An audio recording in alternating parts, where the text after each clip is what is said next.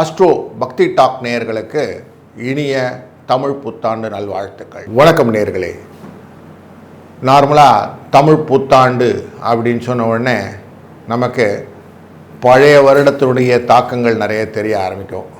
புதிய வருடம் எப்படி இருக்க போகுதுன்னு ஒரு ஏக்கங்கள் வரும். அப்படி நம்ம பார்க்கும்போது சென்ற வருடத்தை விட இந்த ஸ்ரீ பிரபாவ வருடத்தில் எப்படி நமக்கு பலன் இருக்க போகிறது என்று பார்க்க போகிறோம். அதுலேயும் இந்த வருடத்தில் சனி பெயர்ச்சி கிடையாது, குருவின் பெயர்ச்சி இருக்குது. குருவின் பெயர்ச்சி தான் குரு கடாட்சம் கோடி புண்ணியம்னு சொல்லுவாங்க. அப்போ குரு தான் தனகாரகன்னு சொல்லுவோம். அப்படிப்பட்ட குருவினால் நமக்கு என்னெல்லாம் பலன் அப்படிங்கிறத ரொம்ப மைனூட்டாக பார்க்க வேண்டியிருக்கும். அவன் குரு பெயர்ச்சியானது 1ஆம் தேதி ஜூன் 2026 கடகராசியிலே உச்சம் அப்படிங்கிற இடத்துக்கு போகிறார். அந்த உச்சம் அப்படிங்கிற இடத்துல போயிட்டு அங்கேருந்து 31/10 அதிசாரமாக சிம்ம ராசிக்குள்ளே போவார். திருப்பி அங்கேருந்து ரிட்டர்ன் ரிவர்ஸில் 24 ஜனவரி 2027 அன்று திருப்பி கடகராசிக்கு வருவார். அப்போது ஒரு நல்ல மொமெண்ட்டு மிதுன கடக சிம்மம் அப்படிங்கிற 3 ராசி தொடர்புகளை கொண்டது. காலச்சக்கர புருஷத்தில் பார்த்தோன்னா 3ஆம் இடம், 4ஆம் இடம், 5ஆம் இடம்னு சொல்லுவோம். 3ஆம் இடம் தான் முயற்சி, வீரியம், தைரியம் அப்படிங்கிற இடம். 4ஆம் இடம் தான் குடும்பத்தில் இருக்கக்கூடிய அந்த வண்டி வாகனம், சுகங்கள், அன்னை, தாய் அப்படின்லாம் சொல்கிறோம் இல்லையா, இந்த சுகங்கள் எல்லாம். 5ஆம் இடம்ங்கிறது குழந்தைகள், பாக்கியங்கள், ஆசைகள், யோகங்கள், லக் அப்படின்றோம்ல, ஃபார்ச்சூன் அப்படிங்கிறோமே, இதெல்லாம். இப்போ இந்த தனக்காரனுடைய முக்கியமான செய்கை நமக்கு புரிந்துவிட்டது. அதனால் இதையும் பார்த்து கொள்ள வேண்டும். இந்த வருடம் பிறக்கும் போதே ரிஷப லக்னத்திலே பிறக்கிறார். ரிஷப லக்னத்திலே அவர் மிருகசிரீஷம் என்கிற நட்சத்திரத்திலே இந்த கால் ஊன்றுகிறார். இந்த வருஷத்தை சூரியன் உச்சமாக அமர்கிறார் அஸ்வினி நட்சத்திரத்தில். சூரியனுடன் சேர்ந்து நமக்கு சுக்கிர பகவானும் அமர்ந்து கொள்கிறார் பரணி நட்சத்திரத்தை தன்னுடைய சுயசாரத்திலேயே. அவருடைய 3ஆம் இடமான மிதுன ராசியிலே குரு புனர்வசு என்கிற தன்னுடைய சாரத்திலே அமர்ந்து கொள்கிறார். கேது மகம் என்கிற சிம்ம ராசிக்குள்ளர அவர் அமர்ந்து கொள்கிறார் தன்னுடைய சுயசாரத்திலே. ராகு சதயம் என்கிற தன்னுடைய சுயசாரத்திலே அமர்கிறார். கூடவே சந்திரனும் சதய நட்சத்திரத்தில் அமர்ந்து கொள்கிறார். உத்திரட்டாதி என்கிற சனி பகவானுடைய இந்த ராசிக்குள்ளர ராசி கட்டமான மீன ராசிக்குள்ளர சனி பகவான், செவ்வாய், புதன் 3 பேருமே உத்திரட்டாதியிலே அமர்ந்து கொள்கிறார்கள். இப்போ பாருங்கள், சுயசாரத்திலே அமர்ந்தவர்கள் ஜாஸ்தியாக இருக்கிறாங்க. அப்போ தன் காலங்களில் கரெக்டாக செய்யக்கூடியதாக இந்த கிரகங்கள் இருக்கும் அப்படிங்கிற இண்டிகேஷனை கரெக்டாக நமக்கு சொல்லிட்டாங்க. இந்த ராகு கேதுவும் பெயர்ச்சி கொண்டவர்களாக இருக்கிறார். இந்த வருடக்கோளிலே 15/12/2026 அன்று இந்த ராகுவானது மகர ராசிக்கும் கேதுவானது கடகராசிக்கும் செல்ல இருக்கிறார்கள். அப்போ இவங்களும் தனகாரகன், அதாவது செய்கிறத பெருசாக செய்கிறது, கடனெல்லாம் கொண்டு வந்து கொடுக்கறது, வாழ்க்கையிலே மாற்றங்களை மாற்றுவது, திருமணம் போன்ற விஷயங்களெல்லாம் கொடுக்கறது, குழந்தை பாக்கியத்தை கொடுப்பது, இது எல்லாமே இந்த ராகு கேதுவின் செய்கையினால் வரும். அப்போ இதுவும் முக்கியமானது ஆயிட்டதுனால இந்த ஸ்ரீ பராபவ வருடத்தினுடைய பலனை ஒரு ராசிக்கும் டீட்டெயிலாக பார்க்க வேண்டியதாகிறது. வணக்கம் சிம்மராசி நண்பர்களே. இந்த விஸ்வவாசு வருடத்தினுடைய தாக்கம் குறைந்து 40வது வருடமான ஸ்ரீ பராபவ வருடத்துக்குள்ளே கால் எடுத்து வைக்கிறோம். இந்த நிகழ்வானது உங்களுடைய வாழ்க்கையிலே வெற்றிகளை உங்களுக்கு தருமா அப்படிங்கிறத பார்க்கணும். அஷ்டமத்தில் இருக்கக்கூடிய சனி பகவான் உங்களுக்கு வருடக்கோளாக நின்று கொண்டு தொடர்ந்து நியாயங்களை தருவாரா, வெற்றிகளை தருவாரா? நான் குடும்ப தன வாக்குஸ்தானத்தை வேறு பார்த்துட்டு இருக்கிறார் அவர். அப்போ குடும்பத்தில் குழப்பங்கள் இல்லாமல் நல்லபடியாக முன்னேற்றம் தருவாரா அப்படின்னு பார்க்க வேண்டியிருக்கு. இந்த வருடத்திலே இன்னும் ஒரு வருடக்கோளான குரு பகவான் உங்கள் ராசியினுடைய லாபஸ்தானத்தில் இருந்தவர் இப்போ 12ஆம் இடத்துக்கு வரப்போகிறார். 12ஆம் இடம் அப்படிங்கிறது உங்களுக்கு தெரியும், செலவுகளை கொடுக்கும். அந்த செலவுகள் மட்டும் இல்லாமல் உடல் ஆரோக்கியத்தையும் குறைக்கக்கூடிய சூழ்நிலையை இந்த குரு பகவான் 12ஆம் இடத்துல வரும்போது தருவாரே, அப்போ எப்படி இருக்கும் அப்படின்னு பார்க்க போகிறோம்.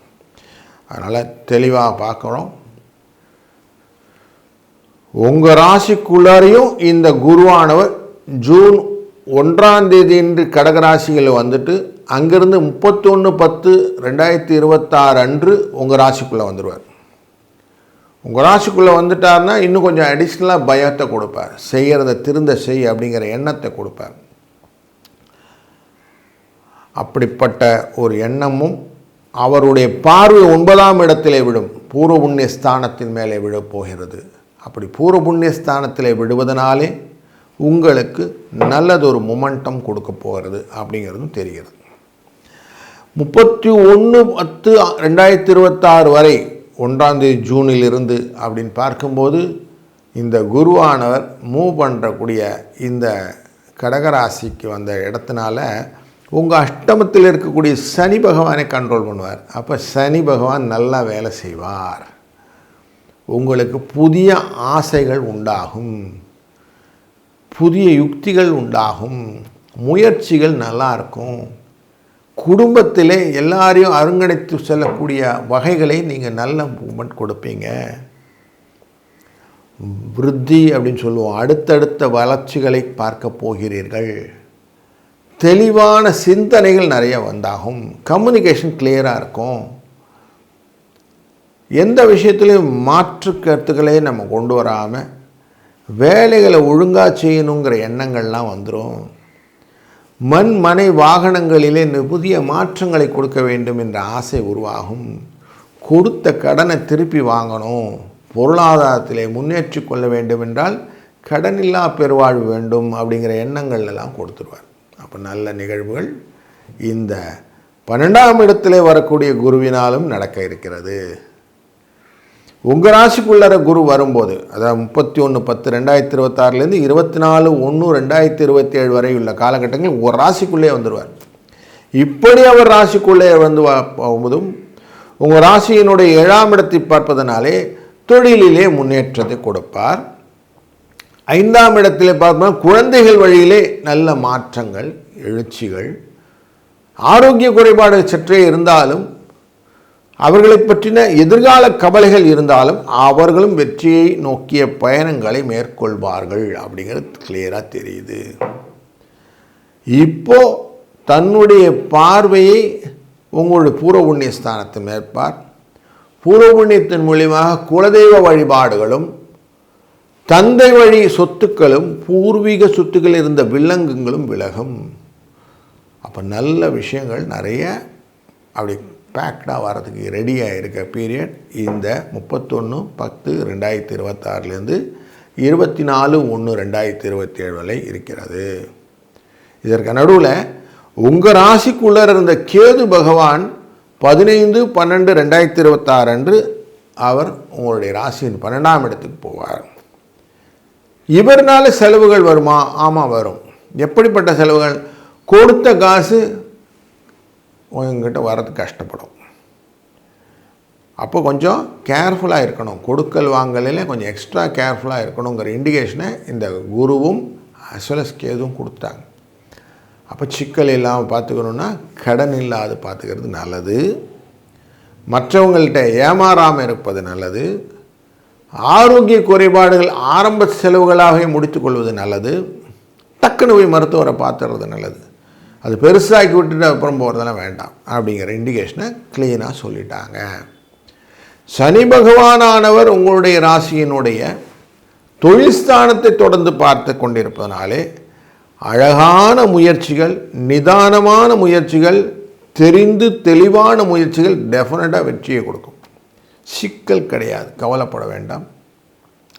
அதுலேயும் ஆரம்பத்திலேயே மே 11ஆம் தேதி அன்னைக்கு செவ்வாயும் சூரியனும் சேர்ந்து அமர்ந்து ஒரு ராஜயோகத்தை வேறு கொடுக்க போகிறாங்க. அப்போ இதுவுமே நம்மளை கரெக்டாக டியூன் பண்ணிக்கிறதுக்கு வாய்ப்பு கொடுக்கும். அதனால் எல்லா விதத்திலும் உங்களை கரெக்டாக டியூன் பண்ணிக்காங்க. சும்மா அஷ்டமத்தில் சனின்னு மட்டும் மனசில் போட்டுக்கிடாதீங்க. நல்ல நிகழ்வுகள் நிறைய வந்துடுச்சு அப்படின்னு எடுத்துக்கிடுங்க. இந்த காலகட்டங்களிலே சுப நிகழ்வுகள் நிறைய நடக்கும். கல்யாணத்துக்கு தடைகள் இருந்தவங்கள்லாம் இந்த காலகட்டங்களில் தாராளமாக கல்யாணத்துக்கான முயற்சியை மேற்கொள்ளலாம். அதுலேயும் இந்த அதிகமான வயசாகிடுச்சு சார், இனிமேல் கல்யாணம் ஆகுமா அப்படின்னு சொல்கிறோம் இல்லையா, இப்படிப்பட்டவர்களும் ஆணும் பெண்ணுமே கல்யாணத்துக்காக முயற்சி செய்யலாம். அதெல்லாம் ஒரு தடையே இல்லை. தாராளமாக இந்த வருடத்தில் இதெல்லாம் நல்லபடியாக முடியும். குழந்தை பேறு எதிர்பார்ப்பவர்கள் வளர்ச்சிக்கான வாய்ப்புகளை நிறைய, இந்த குடும்பத்தின் காரணத்தை சனி பகவான் பார்க்கும்போது குரு பார்க்கிறார் இல்லையா, இப்போது ராகுவும் பெயர்கிறார் இல்லையா, அப்போது இந்த பாம்பு கிரக பயிற்சி உங்களுக்கு அந்த வரத்தையும் கொடுக்கும். அதனால் இதையும் நீங்கள் பயன்படுத்திக்கலாம். சத்துருக்கள்கிட்ட கொஞ்சம் எச்சரிக்கையாக இருப்பது நல்லது. உறவுகாரங்கிட்ட பேசும்போது எக்ஸ்ட்ராவாக பேசாமல் உங்கள் தன்மையை மட்டும் நிறுத்திக்கிறது நல்லது. தேவையில்லாத விஷயத்தில் மட்டும் மூக்கு நுழைக்காமல் இருக்கிறது நல்லது. இதுதான் இந்த ஸ்ரீ பராப வருடத்தில் இங்கே செய்ய வேண்டியது. இந்த பராப வருடத்தில் தினமும் எழுந்தவுடன் ஒரு பிள்ளையார் படத்தை வச்சுக்கிடுங்க. அவரை வணங்கி விட்டு தொழிலை ஆரம்பிங்க. எந்த காரியமும் செய்கிறதா இருந்தாலும் முதல்ல பிள்ளையாரை வணங்கிக்குங்க, அதுக்கப்புறம் வேலை செய்யுங்க. டெஃபினட்டாக விக்னங்கள் விளக்கப்பட்டு உங்கள் வாழ்க்கையிலே தெளிவான பயணத்தை இந்த விநாயகரின் அருளாலே நீங்கள் பெறலாம் என்ற பதிவை உங்களுடன் வைக்கிறேன். நல்லது நடக்கும், நல்லதே நடக்கட்டும். வாழ்க வளத்துடன். வணக்கம். கன்னிராசி நண்பர்களே, உங்களுக்கு இந்த விசுவாசு வருடத்தினுடைய சிக்கல்கள் நிறைய பார்த்தோம்.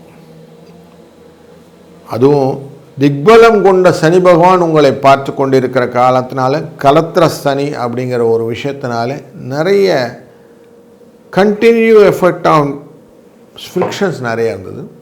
ஆனாலும் தொழிலிலே குரு பகவானின் அமர்வானது உங்களுக்கு பிரயாணங்களை கொடுத்து கொண்டிருந்தது, தொழிலிலே மாற்றங்களை கொடுத்து கொண்டிருந்தது.